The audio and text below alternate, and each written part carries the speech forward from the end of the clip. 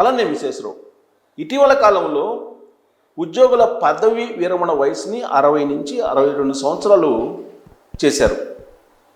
కొన్ని డిపార్ట్మెంట్లో దాన్ని వర్తింపజేశారు, మరికొన్ని డిపార్ట్మెంట్లో పెండింగ్లో ఉంటే రీసెంట్గానే 60 నుంచి 62 సంవత్సరాలు చేశారు. దాంట్లో ఒకటి ఆంధ్రప్రదేశ్ రాష్ట్ర గృహ నిర్మాణ శాఖ.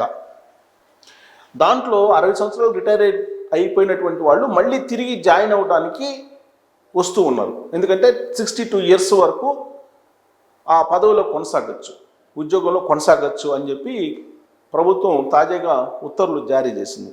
అందుకే 60 సంవత్సరాలకు రిటైర్ అయిపోయినటువంటి వాళ్ళు మళ్ళీ తిరిగి జాయిన్ అవ్వడానికి వస్తూ ఉన్నారు. సరిగ్గా ఇక్కడే వాళ్ళకు సంబంధించినటువంటి ఫైల్ని మూవ్ చేయడానికి లంచాలు అడుగుతున్నారు.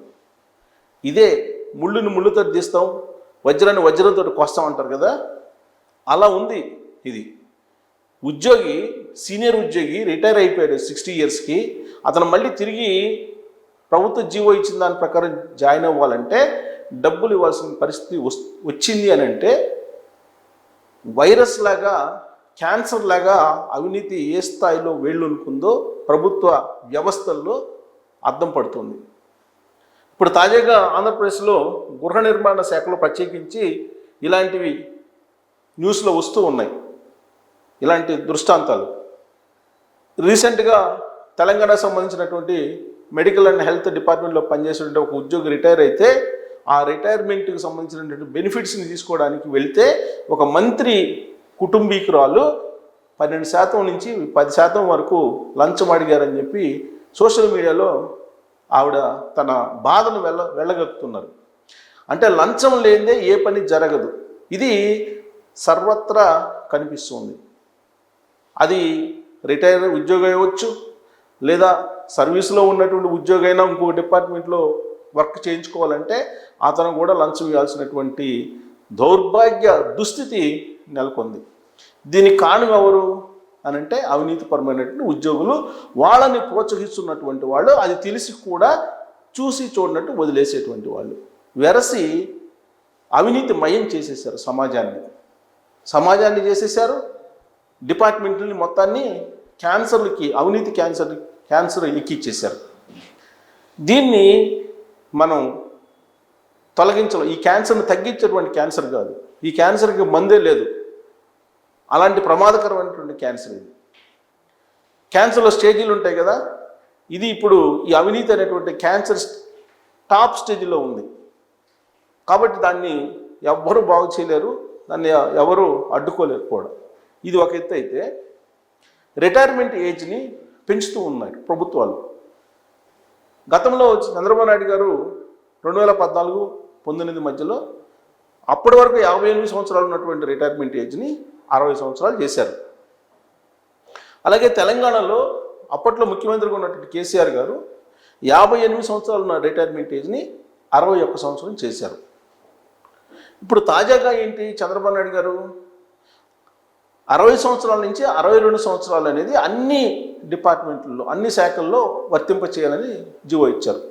యాక్చువల్గా జగన్మోహన్ రెడ్డి గారు ముఖ్యమంత్రిగా ఉన్నప్పుడు కూడా 60 నుంచి 62 సంవత్సరాలు చేస్తూ జీవో ఇచ్చారు. అది కొన్ని సంస్థలకి, కొన్ని శాఖలకి పనిచేయాలి. అందుకని ఇప్పుడు అన్నిటికీ వర్తింపజేసేలాగా చంద్రబాబు నాయుడు గారు నిర్ణయం తీసుకున్నారు. మరి 60 నుంచి 62 సంవత్సరాలకి ఎందుకు రిటైర్మెంట్ ఏజ్ని పెంచుతూ ఉన్నారు అని అంటే చెప్పేటువంటి రీజన్ ఏంటి, ప్రభుత్వ ఖజానాలో డబ్బులు లేవు, ఉద్యోగులు రిటైర్ అయినప్పుడు, పదవి విరమణ చేసినప్పుడు వాళ్ళకి ఆ రిటైర్మెంట్ బెనిఫిట్స్ ఏవైతే ఉన్నాయో అవన్నీ ఇచ్చేసేయాలి.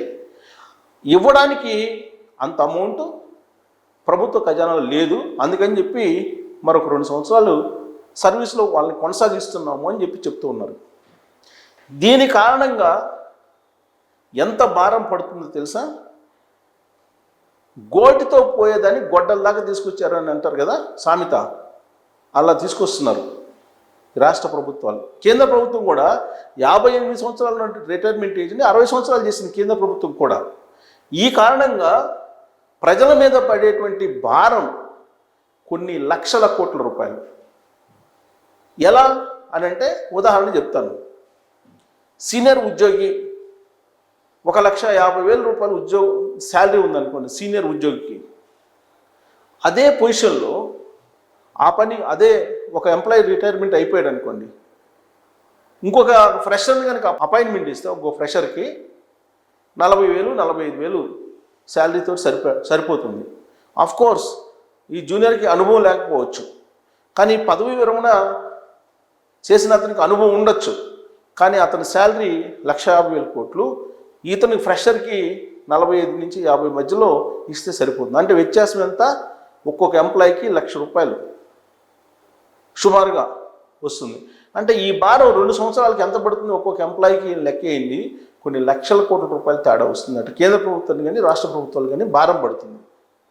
పైగా రిటైర్మెంట్ ఏజ్కి వచ్చినటువంటి వాళ్ళకి సంబంధించినటువంటి హెచ్ఆర్ఏలు కానీ డిఏలు కానీ బేసిక్ కానీ ఎక్కువ ఉంటాయి. వాళ్ళని 60 సంవత్సరాలకు పంపించేస్తే ఆ 2 సంవత్సరాలకు సంబంధించినటువంటి ఇంక్రిమెంట్లో లేకపోతే డిఏలో ఇవి వాళ్ళకి లభించవు. ఇప్పుడు తక్కువ శాలరీ ఉండేటువంటి వాళ్ళకి ఒకవేళ పిఆర్సీ వేస్తే పెరిగేటువంటి శాలరీ కంటే సీనియర్స్కి ఎక్కువ పెరుగుతుంది. ఆ భారం అదనంగా పడుతుంది ప్రభుత్వాల మీద. అంటే భరించలేనటువంటి భారాన్ని ప్రజల మీద వేస్తూ ఉన్నారు. ఈ భారాన్ని ప్రజలు మోయాల్సినటువంటి పరిస్థితి వస్తుంది. 62 ఇయర్స్ అంటే 2 సంవత్సరాలు ఎక్స్ట్రా ఇచ్చారు. ఎందుకు? ఇప్పుడు మేము రిటైర్మెంట్ బెనిఫిట్స్ ఇవ్వలేమని చెప్పి. పోనీ 62 ఇయర్స్ అంటే మరొక 2 సంవత్సరాలకి ఖజానాకి ఏమైనా వచ్చి నేలమాలిగలు లాంటివి ఏమన్నా నిధులు వచ్చి పడతాయంటే పడే పరిస్థితి కనిపెట్టలా తెలుగు రాష్ట్రాల్లో, భారతదేశంలో కూడా కనపట్ల. ఎందుకంటే 300 లక్షల కోట్ల రూపాయలు భారతదేశం ఉన్న అప్పు ఉంది. దాంట్లో దాదాపుగా 200 లక్షల కోట్ల రూపాయలు ఆ రాష్ట్రాలే అప్పులు ఉన్నాయి. రాష్ట్రాల అప్పుల్లో కూడా ఆంధ్రప్రదేశ్ తెలంగాణది, ఆంధ్రప్రదేశ్ 12 లక్షల కోట్లు ఉంటే తెలంగాణ 10 లక్షల కోట్ల రూపాయల అప్పు ఉంది.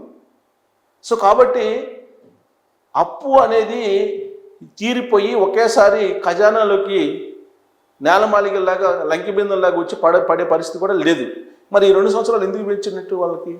మరి 2 సంవత్సరాల తర్వాత వాళ్ళకి రిటైర్మెంట్ అయిపోతే వాళ్ళకి సంబంధించిన గ్రాడ్యుయేటీ మొత్తం ఒకేసారి ఎలా ఇస్తారు?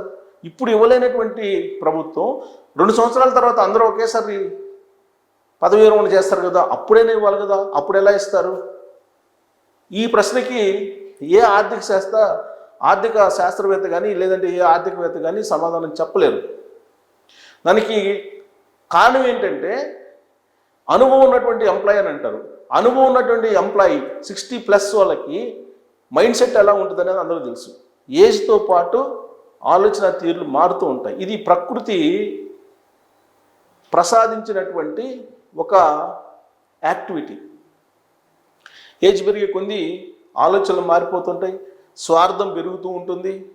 వీళ్ళంత తొందరగా సంపాదించేసి తమ సంతానానికి ఇవ్వాలనేటువంటి కోరిక ఎక్కువ మందికి ఉంటుంది.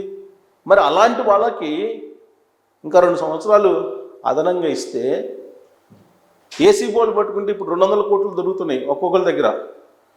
ఈయనను కనుక పట్టుకుంటే 500 కోట్లు, 1000 కోట్లు, 2000 కోట్లు కూడా దొరుకుతాయి. అట్ట దోసుకోవాలని ప్రయత్నం చేస్తారు. ఆ మాట నేను ఎందుకు అంటున్నానంటే అందరు కాకపోయినా కొంతమంది, ఆ మధ్య ఆంధ్రప్రదేశ్లోని గిరిజన శాఖకు సంబంధించినటువంటి ఉన్నతాధికారి ఆయన అప్పటికే 3 సార్లు ఏసీబీకి దొరికారు. ఇంకా రిటైర్మెంట్ ఇంకా 2 నెలల్లో రిటైర్ అవుతారని ఇంకా మళ్ళీ ఏసీబీకి దొరికాడు. 500 కోట్లు బయటపడ్డాయి ఆయన దగ్గర.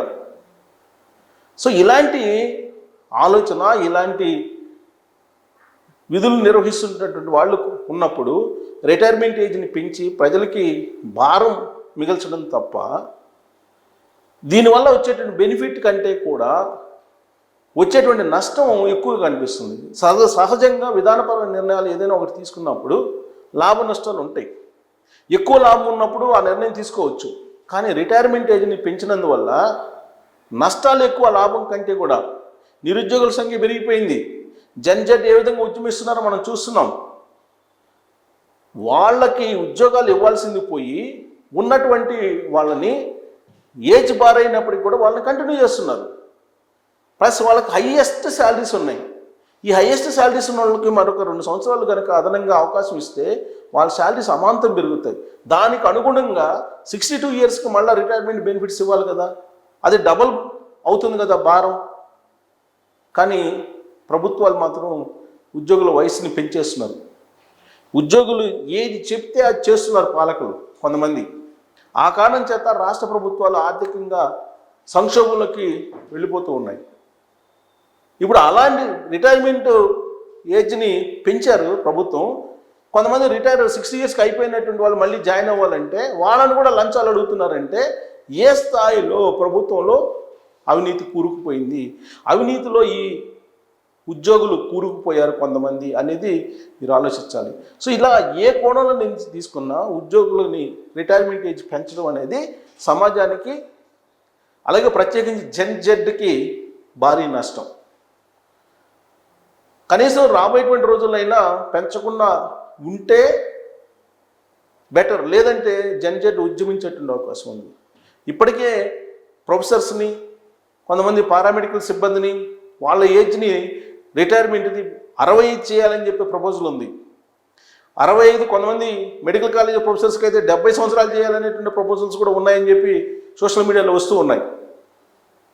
మరి ఇలాంటి నిర్ణయాలు తీసుకుంటే కనుక ప్రభుత్వ ఖజానా మీద భారం పడుతుంది. ఫలితం ఏంటి? ప్రజలు ఆ భారాన్ని మోయాల్సి వస్తుంది. రిటైర్మెంట్ ఉద్యోగుల వల్ల వచ్చేటువంటి బెనిఫిట్స్ కంటే నష్టాలు ఎక్కువ. వాళ్ళ ఆలోచన సరళి డిఫరెంట్గా ఉంటుంది. వాళ్ళు వేగంగా పనిచేయలేరు, వాళ్ళ అనారోగ్య పరిస్థితుల్లో ఉంటారు, వాళ్ళ హాస్పిటల్ ఖర్చులన్నీ మళ్ళీ ప్రభుత్వమే భరాయించాలి. ఇలాంటివన్నీ చాలా ఉన్నాయి. కాకపోతే ఇప్పుడు ప్రభుత్వం చెప్పేది ఏంది? ఆర్థిక భారం ఇప్పటికిప్పుడు అందరికీ ఇవ్వలేమని చెప్తున్నారు. రేపు 62 సంవత్సరాలు రిటైర్ అయినా అందరికీ అదే ఇవ్వాలి కదా. ఇప్పుడు రిటైర్ అయినటువంటి ఉద్యోగులు ఏం చెబుతున్నారు? మమ్మల్ని మళ్ళీ సర్వీస్లో కొనసాగించండి అని చెప్పి అడుగుతున్నారు. ఎందుకనంటే జీవిత కాలం పెరిగిందంట. గతంలో 40 నుంచి 50 సంవత్సరాలు ఉండేది, ఇప్పుడు అది 70 సంవత్సరాలు జీవితకాలం అయింది. కాబట్టి రిటైర్మెంట్ ఏజ్ని పెంచండి అని చెప్పి చెప్తున్నారు. ఒకవేళ ఇంకా పెంచుకుంటూ పోతే జెడ్ తిరగబడే అవకాశం ఉంది. ఈ రిటైర్మెంట్ ఏజ్ని పెంచడం వల్ల నష్టాలు ఎన్ని, లాభాలు ఎన్ని అనే దాని మీద మీరు కూడా ట్రోల్ చేయొచ్చు. Thank you.